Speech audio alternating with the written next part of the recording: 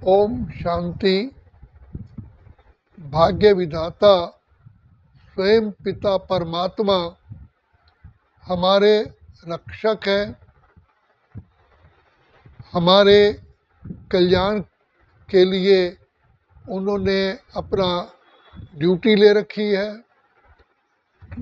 बाबा यही कहते हैं, जैसे टीचर स्टूडेंट को पढ़ाता है वो उसमें कमी कुछ भी नहीं छोड़ता, लेकिन हर स्टूडेंट को प्राप्ति उसके पुरुषार्थ के अनुसार होती है।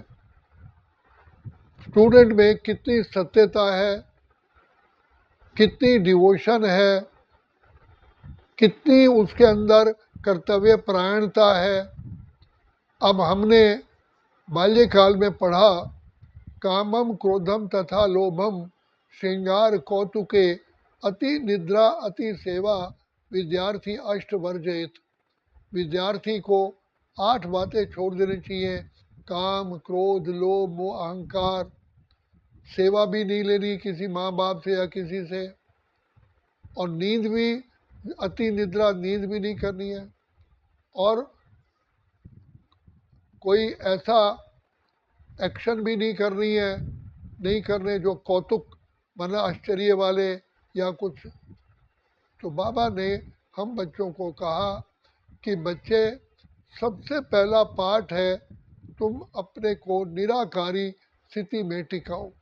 तो निराकारी स्थिति में आते ही जो आत्मा के ओरिजिनल गुण हैं वो प्रकट हो जाते हैं।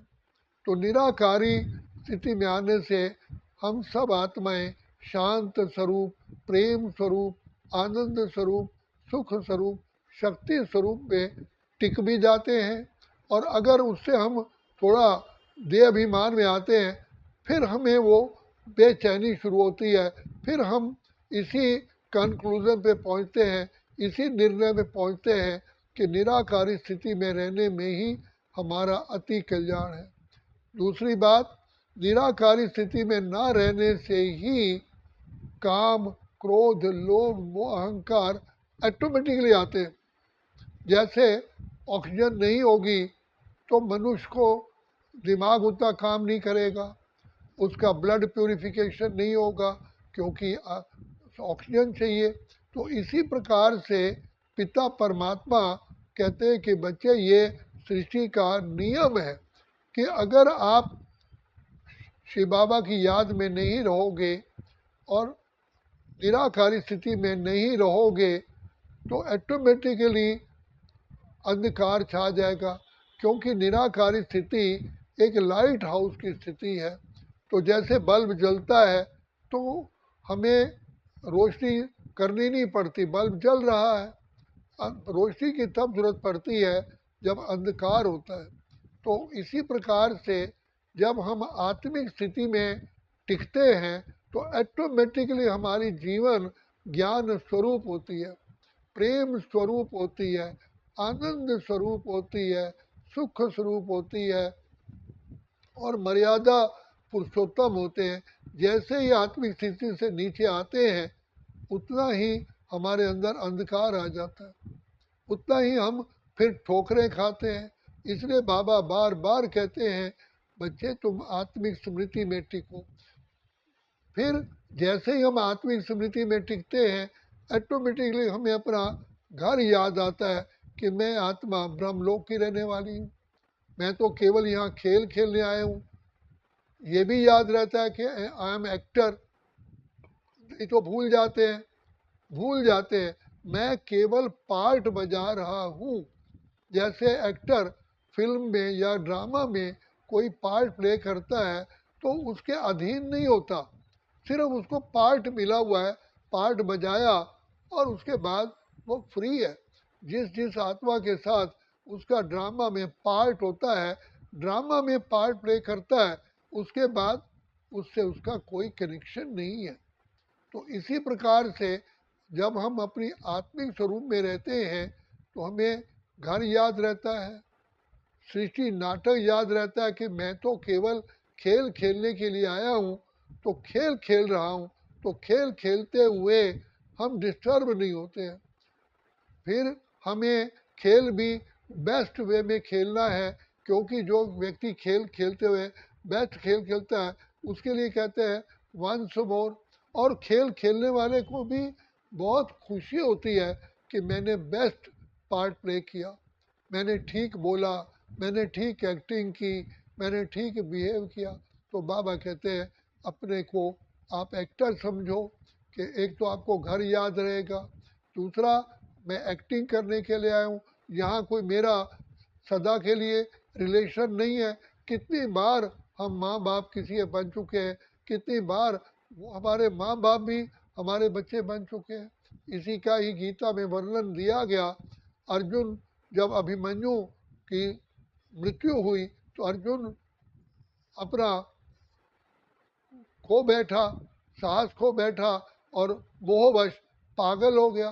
तो भगवान ने कहा चलो मैं आपको अभिमन्यु से मिलवाता हूँ।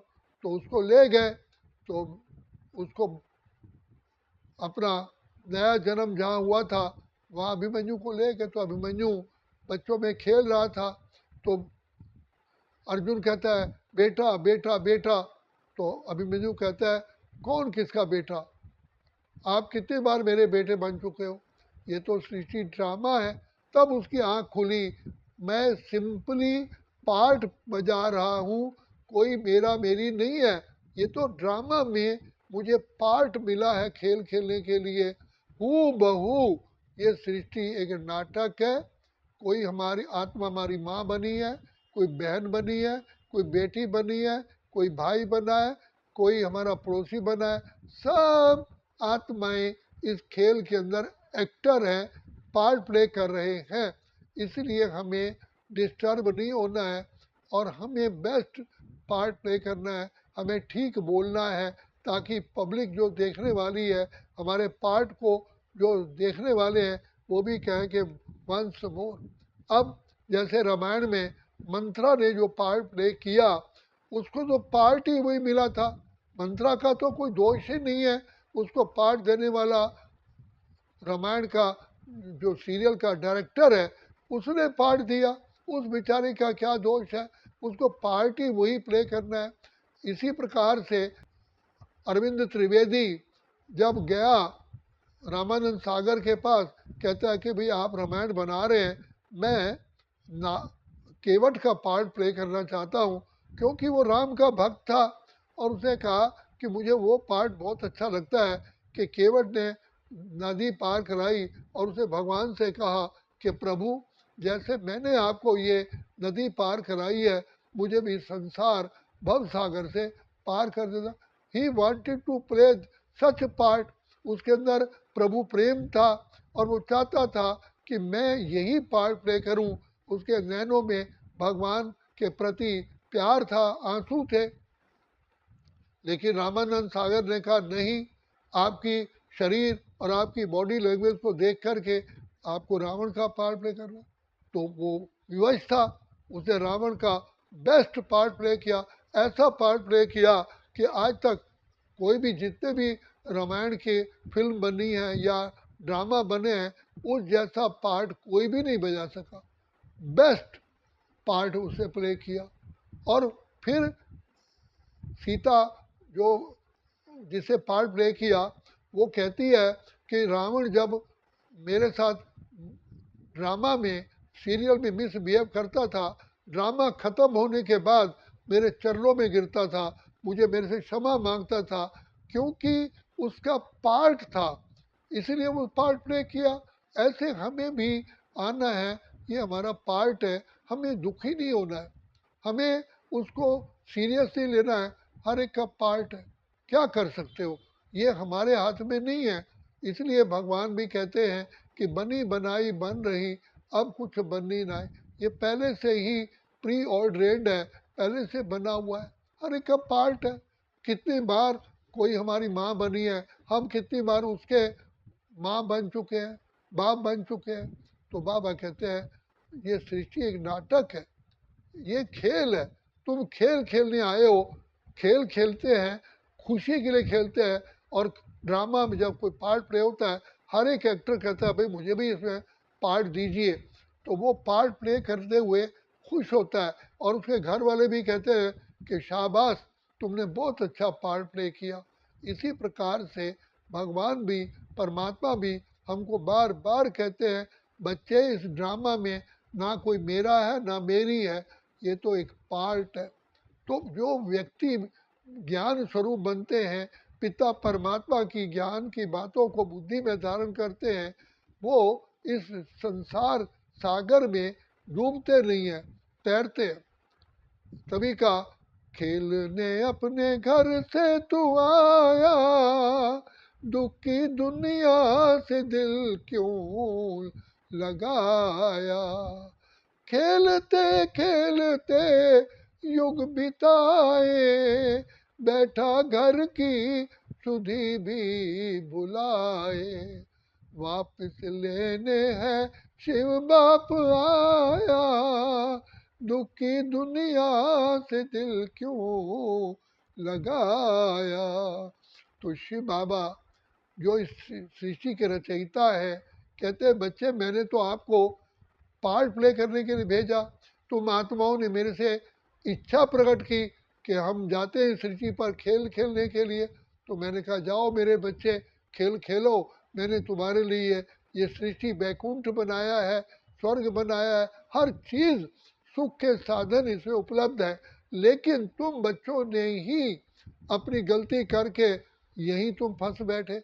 जैसे छोटे बच्चे होते हैं, वो जाते हैं, माँ बाप खिलाते पिलाते हैं, कहते हैं जाओ बच्चे खेल खेलो। वो खेल खेलते खेलते वहाँ पर जो दूसरे बच्चे हैं उनके साथ इतना अटैचमेंट हो जाती है, माँ बाप बुलाते हैं आओ, वो आते ही नहीं है, उनसे इतना अटैच हो जाते हैं। यही भूल हमारी हुई है। इसलिए बाबा कहते हैं बच्चे, तुम तो खेल खेलने आए हो, तुम तो आत्मा हो, तुम अजर अमर अविनाशी हो, कितने बार पार्ट प्ले कर चुके हो। ये सृष्टि नाटक है, ये तो नाटक में तुम्हारा पार्ट है, इट इज़ नॉट रियल। सदा के लिए तुम नहीं हो। इसलिए कहा, रामायण में कहा गया, वशिष्ठ ने कहा भरत ये संसार बना नहीं है, बना बना परमानेंट नहीं है, बना तो है लेकिन परमानेंट नहीं है। तो इसलिए बाबा नानक ने भी कहा, किस संग लाइए दोस्ती, सब जग चालनहार। सब परिवर्तन करने वाले। कितने हम अपने माँ बाप छोड़ के आए हैं, कितने बार हम भी किसी के माँ बाप बने हैं। ये तो सृष्टि एक नाटक है, ड्रामा है, हम पार्ट बजाने आए हैं। तो बाबा को हमें बार बार कहना पड़ता है, बच्चे अब ड्रामा का एंड सीन है। ये सृष्टि जो सुखधाम था दुखधाम बन गया है, जो फूलों का बगीचा था वो कांटों का जंगल बन गया है। अब ये दुनिया तुम्हारे रहने लायक नहीं है। और जो व्यक्ति हैं पार्ट बजाने वाले हैं, सारे के सारे ही स्पिरिचुअली, रूहानियत के तौर से सब बीमार हैं। They are not playing best part, सब दुख देने वाले हैं। चाहे इसलिए माँ से, बाप से, भाई से, बहन से, सब रिश्तों से वर्तमान समय दुख मिल रहा है। तो इसलिए बाबा कहते हैं कि ये दुख क्यों मिल रहा है, क्योंकि सब आत्माएं बीमार हैं। अब बीमार व्यक्ति तो मेंटली रोगी होता है, वो तो कुछ भी मुंह से बोल दे, उसके एक मेंटल होता है। एक कोई हमारा कितना भी घनिष्ठ रिलेटिव हो, वो मुंह से गालियां भी देता है, क्योंकि वो परवश है, वो बीमारी के वशीभूत है। इसलिए बाबा कहते हैं बच्चे ये तुम्हारा सृष्टि नाटक है, तुम आत्मा हो, आत्मा हो, अजर अमर अविनाशी हो, तुम पार्ट बजाने आए हो, ना कोई मेरा है ना मेरी है। और जो तुम्हारा पार्ट है ये भी परमानेंट नहीं है, किसी समय भी चेंज हो सकता है, परिवर्तन हो सकता है। इसलिए इसको नाटक समझ करके अपना पार्ट दी बेस्ट प्ले करो, लेकिन इसमें फंसो नहीं। ये सोचो मैं केवल खेल खेलने आया हूँ। एक्टर खेल खेलता है, फिर जब उसका एक्टिंग समाप्त होती है शाम को अपने घर उसी ड्रेस में वापस जाता है। इसीलिए हम सृष्टि नाटक में खेल खेलने के लिए आए और बॉडी के बिना आए थे, बॉडी लेस आए थे, जिसको बाबा कहते हैं तुम नंगे आए थे, अब नंगे जाना है। तो इस सृष्टि को ड्रामा समझ कर पार्ट प्ले करोगे तो डिटैच रहोगे, इसमें तैरोगे, डूबोगे नहीं।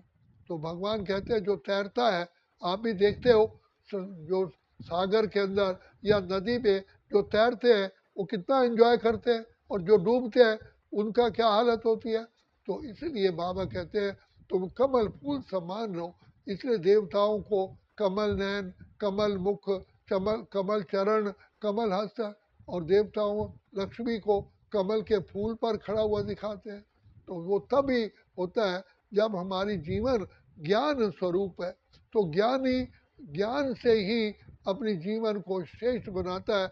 इसलिए तो माँ बाप बच्चे को एजुकेट करते हैं, क्योंकि एजुकेशन से ही बच्चे के अंदर दिव्यता आती है, उसके अंदर मैनर्स आते हैं, उसके अंदर श्रेष्ठता आती है, उसके अंदर कलाएं आती हैं। तो बाप भी आकर के हमें सर्वगुण संपन्न, 16 कला संपूर्ण, संपूर्ण निर्विकारी, संपूर्ण अहिंसक बनाने के लिए हमको ये राजयोग की शिक्षा देते हैं। इसलिए हमारा प्रथम यही स्लोगन है, पवित्र बनो, योगी बनो। योगी माना शिव बाबा की याद में रहो। तो जिससे बाबा को याद करते हैं, घर भी याद आता है, अपना स्वधर्म भी याद आता है, और ये ड्रामा भी याद आता है, और हमें अपना पार्ट भी याद आता है कि हमने पार्ट प्ले करने के लिए आए। कहाँ गोल्डन, सिल्वर, कॉपर, आयरन, ये सृष्टि का नाटक है। प्रातः काल होती है, दोपहर होती है, शाम होती है, रात होती है। रात के बाद नया दिन आना है। इसमें क्यों क्यों क्यों नहीं कह सकते, रात क्यों आ गई, अरे रात आ गई तो दिन भी तो आएगा। तो इसी प्रकार से ये सृष्टि नाटक है, हम खेल खेलने आए हैं। तो बाप कहते हैं इस समय पर कलयुग का अंत का भी अंत समय है, मैं भाग्य विधाता आया हूँ तुम्हारा भंडारे भरपूर करने के लिए। तो इसीलिए ये समय हमारा भंडारा भरपूर करने का है, और हम खाली होते हैं। जैसे बाबा एक पर्शियन व्हील का मिसाल देते हैं, रहट का मिसाल देते हैं। वो डब्बों की माला होती है जो कुओं में घूमती है, तो ऊपर से डिब्बे जाते हैं, कुएं में भर जाते हैं, हाफ ऑफ द पीरियड वो डब्बे भरे रहते हैं, ऊपर आते खाली हो जाते हैं। इसी प्रकार शिव बाबा है कुआं, हमें भरपूर करता है, हम हैं डब्बे। सत्यु त्रेता में भरपूर रहते हैं, द्वापर में धीरे धीरे खाली होते हैं, फिर संगम युग पर शिव बाबा कुआं मिलता है, हमें भरपूर करता है। इसलिए शिव से योग लगा, सारे रोग मिटा, सब इच्छाएं पूर्ण करने वाला स्वयं हमारा सच्चा सच्चा सच्चा सच्चा पिता मिला है, जिसका हम अनादिकाल से कहते हैं त्वमेव माता च पिता त्वमेव, त्वमेव बंधु च सखा त्वमेव। वही हमारा माँ बाप है, वही हमारा शिक्षक है, वही हमारा सदगुरु है, वही हमारा खिवैया है, वही हमारा दुख हरता सुख करता है, वही बिगड़ी को बनाने वाला। शिव से योग लगा, सारे रोग मिटा। अच्छा, ओम शांति, ओम शांति, ओम शांति।